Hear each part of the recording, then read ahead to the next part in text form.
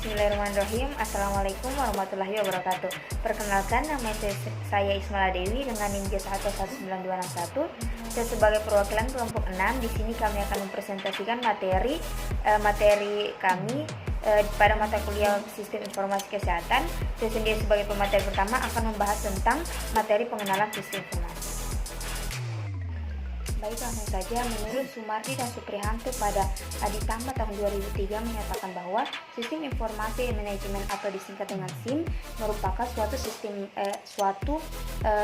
manusia atau mesin yang terpadu yang menyajikan informasi guna mendukung fungsi operasional, manajemen dan pengambilan keputusan dalam suatu organisasi.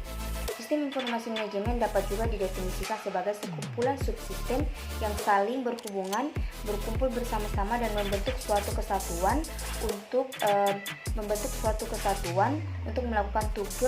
melakukan fungsi pengolahan data, penerimaan masukan atau input berupa data-data, kemudian mereka mengelolanya atau processing dan menghasilkan keluaran atau input yang berupa informasi sebagai dasar bagi pengambilan keputusan yang berguna untuk mempunyai nilai yang nyata dan dapat dirasakan akibatnya baik pada masa sekarang maupun pada masa yang akan datang. Untuk mendukung kegiatan operasional material dan strategis organisasi dapat dilakukan dengan memanfaatkan berbagai sumber daya yang tersedia bagi fungsi tersebut guna mencapai tujuannya. Dalam Permenkes nomor 82 tahun 2013 menyatakan bahwa sistem informasi manajemen rumah sakit atau biasa disingkat dengan SIM-RS adalah suatu sistem teknologi informasi yang komunikasinya memproses dan mengintegrasikan seluruh alur proses pelayanan rumah sakit dan membentuk jaringan koordinasi serta pelaporan maupun prosedur administrasi untuk membentuk informasi secara tepat dan akurat dan ini merupakan bagian dari sistem informasi kesehatan atau biasa disingkat dengan SIK. Mungkin itu saja yang dapat saya sampaikan. Materi selanjutnya akan dibahas oleh rekan saya. Bismillah, Assalamualaikum warahmatullahi wabarakatuh. Perkenalkan, nama saya Sumarni dengan NIM J1192317 dari kelas reguler D. Baik, di sini saya akan menjelaskan tujuan dari sistem informasi rumah sakit. Yaitu pertama, itu mewujudkan visi dan misi rumah sakit. Kedua, membangun dan mengembangkan infrastruktur teknologi informasi.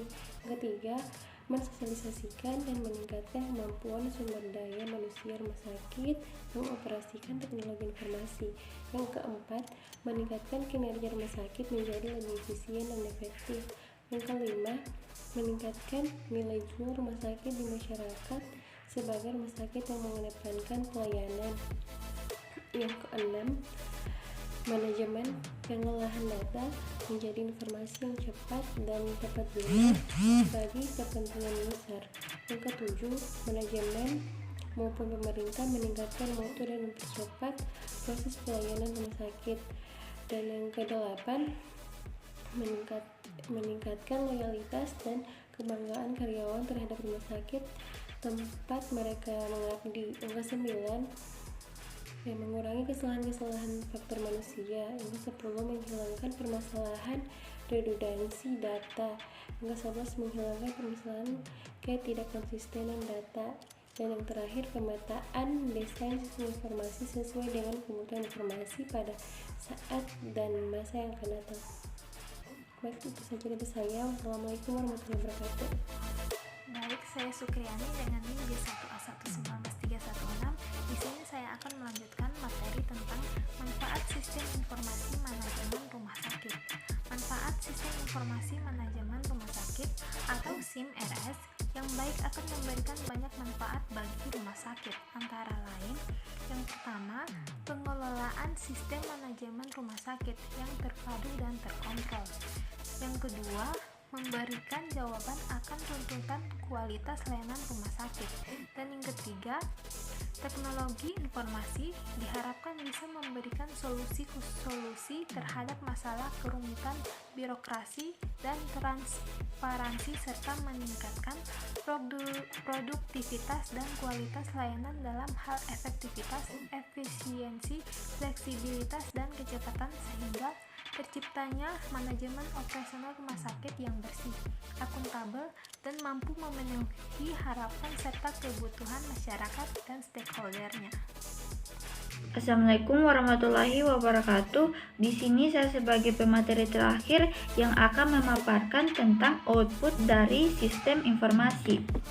Baik, langsung saja. Output merupakan hasil dari energi yang diolah dan diklasifikasikan menjadi keluaran yang berguna.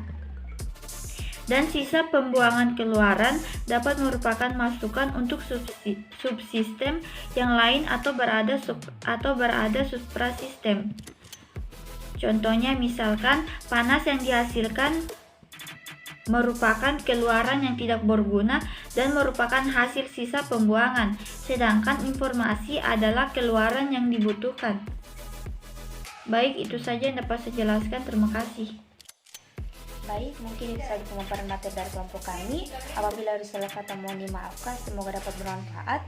Saya perwakilan dari kelompok 6 pamit undur diri dengan ucapan wassalamualaikum warahmatullahi wabarakatuh.